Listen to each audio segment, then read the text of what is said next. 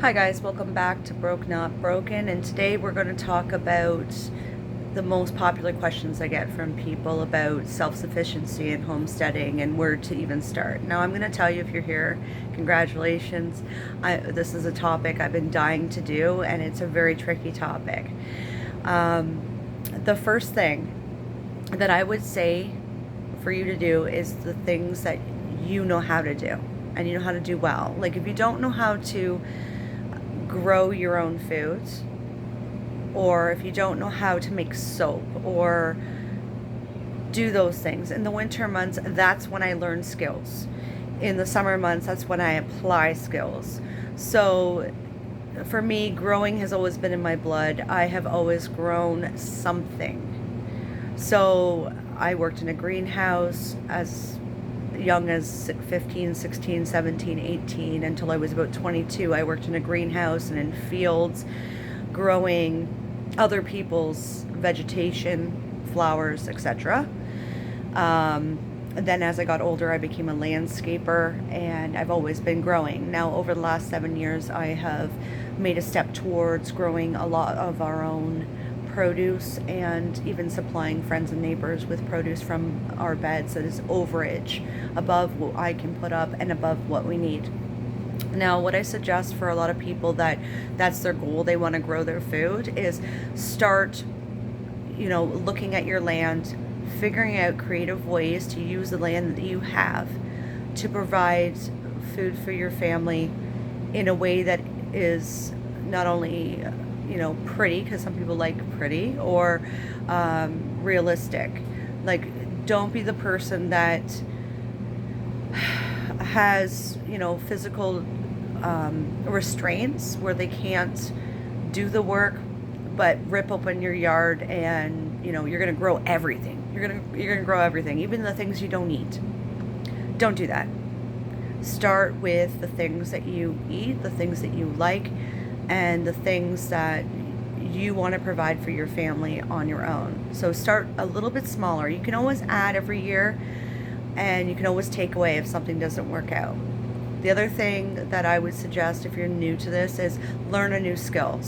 So for instance, if you don't know how to sharpen your garden tools, this is the time of year that I suggest doing it. This is the time of year I sharpen all my pruners, my hoes. I check everything, make sure everything is in great, they're working great for me. I don't use a rototiller currently. Ours blew up. I'm not replacing the rototiller. I can borrow one from a friend.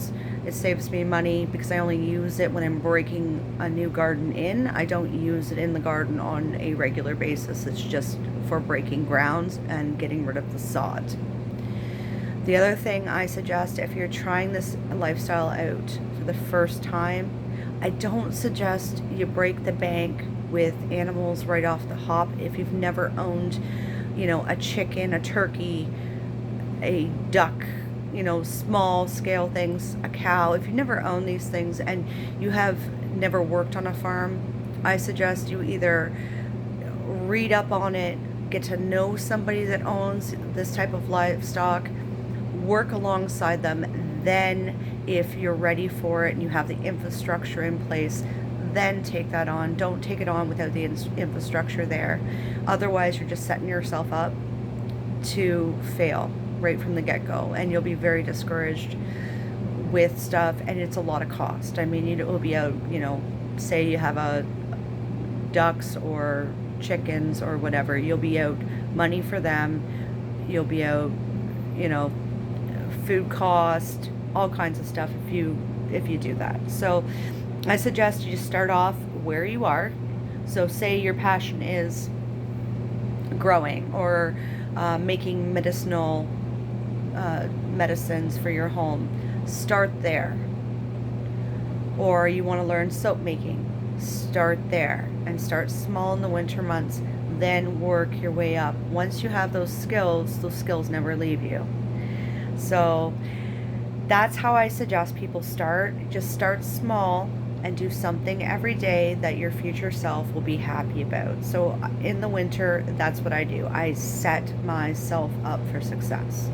I plan everything. Like this year, I want to put a new fence across the back of my lot, and I'm pre-planning for that expenditure because it's not going to be cheap. Wood is not cheap right now. I don't do things that literally take a lot of money out of my household in order for me to continue with my dream. So what I'm suggesting is just baby steps. You don't eat an elephant in one day, just a bite at a time. So that's from the Cheap Seats today. Thank you guys for watching. Have a wonderful day.